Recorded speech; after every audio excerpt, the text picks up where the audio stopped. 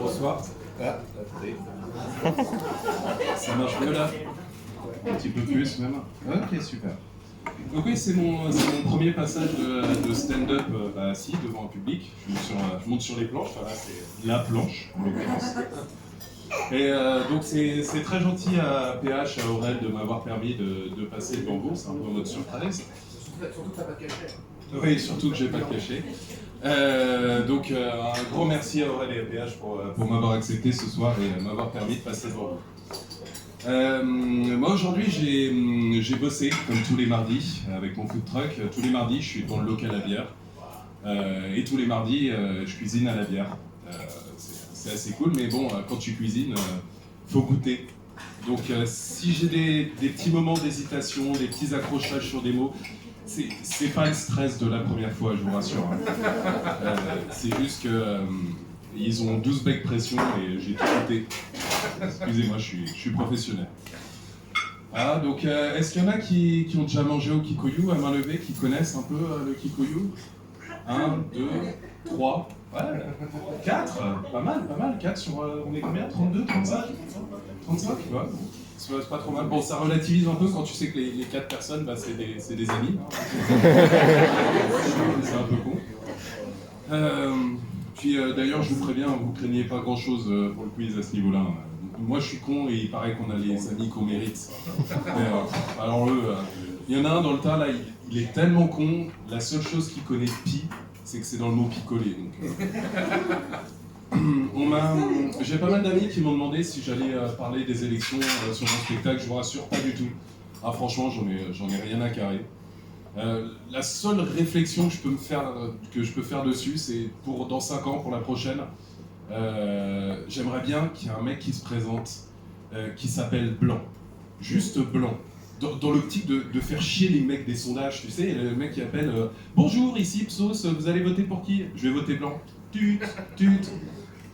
Et, bon, encore plus de merdouille dans les repas de famille, ce serait cool, ça serait que ce Blanc, il soit noir, et voire même que ce soit une femme qui s'appelle Kate. Comme ça, tu pourrais dire votez Blanc Kate. Et ça serait encore plus top si elle était bonne. Là, ça serait génial.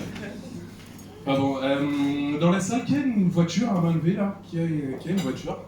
Ouais, quasiment tout le monde. Il y en a, je sens, ils veulent pas se faire taper dessus. Parmi tous les gens qui ont levé la main là, il y en a combien qui habitent en ville? Qui a une voiture et qui habite en ville? Ouais, pas mal aussi. Et parmi toutes ces personnes donc, qui ont une voiture, qui habitent en ville, il y en a combien qui ont des 4x4 et des SUV? Ouais, il y en a qui sortent, qui vont se faire taper dessus. C'est pas possible, on ne la fait pas à moi. Hein. Censément, les ventes de 4x4 depuis 2016, c'est 35 à 40% des ventes. Donc il y en a censément, forcément, un ou deux dans la salle.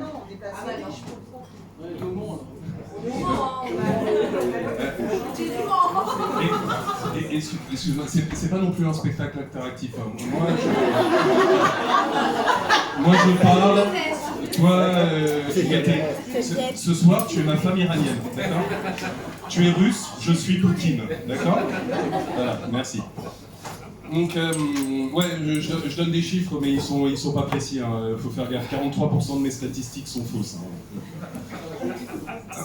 Moi, comme je passe ma vie en voiture avec mon food truck, j'en croise énormément des 4x4. Et je comprends pas, je veux dire, quand tu habites au Canada, dans le Nord, que tu enlèves les pneus neige exceptionnellement 2 mois par an, Sartec, t'as un 4x4, pas de problème.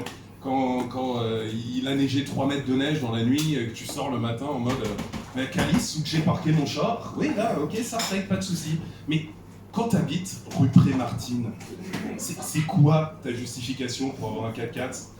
En mode ah mais j'aime bien, je conduis en hauteur, c'est cool. Non. Donc moi quand j'en croise un sur la route, souvent j'ai envie de faire un petit écart, de me le tamponner, mais je l'ai jamais fait, je le ferai pas parce que j'ai une petite voiture. Et je sens que ça serait lui qui gagnerait à ce jeu-là, en mode... Ouais, c'est Ah bah, il y avait un Donald ici. Pardon. Ouais, Je voulais vous parler d'un petit truc qui m'est arrivé il y a un mois et demi, environ 2 mois. À cette époque-là, on portait tous encore les masques. On est d'accord, à cette époque, bon, en tant que garçon, tu te rasais pas forcément bien la barbe, la moustache, parce que tu savais que de toute façon, toute la journée, tu allais la passer masquée, personne ne le verrait. Ah, je sens qu'il y a aussi des femmes qui sont peut-être un peu concernées par ça. Sauf que moi, j'avais vraiment laissé traîner, c'est-à-dire que là, ça dépassait en dessous du masque. Ça craignait. Il y a mon propre père, c'est véridique, qui m'a demandé si j'allais bientôt partir en Libye. Donc tu sens que c'est une sonnette d'alarme. Il faut y aller. Et donc, je sortais de mon service du vendredi au square des Ursulines, à côté de ce que j'aime amoureusement appeler l'orifice de tourisme du Mans. Et il y avait un bar dans lequel j'avais décidé de faire disparaître une pinte, et à côté il y avait un coiffeur. Pardon, c'est pas un coiffeur, c'est un truc que je connaissais pas, c'est les nouveaux trucs qui popent un peu partout, c'est les barbos cuts. Vous voyez, ce genre d'endroit où des mecs tatoués, blousons en cuir, viennent se faire cirer la moustache, ou tu sais, les mecs virils, mais je m'hydrate. Et donc je suis entré là-dedans et je lui ai demandé s'il pouvait prendre, il pouvait prendre.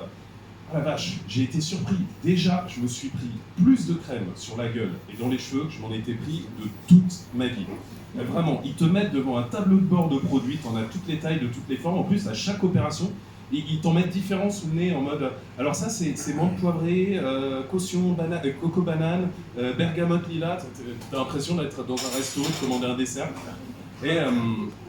Donc ça m'a déjà bien surpris. La deuxième chose qui m'a surpris, c'est que moi j'avais laissé le food truck en double fil. J'avais environ une quarantaine de minutes, ça a duré 1h30. Ils m'ont bâillonné 2 fois la gueule avec une serviette chaude. Ils avaient un nombre d'étapes dans leur truc que j'ai pas compris.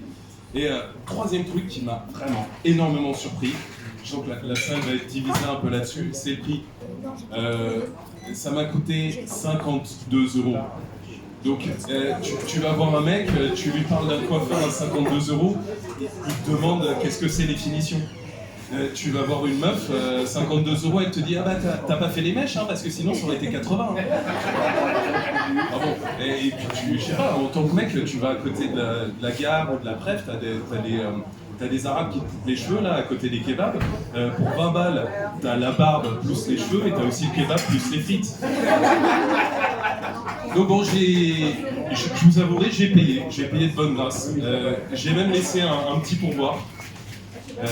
J'ai laissé 55. Pourquoi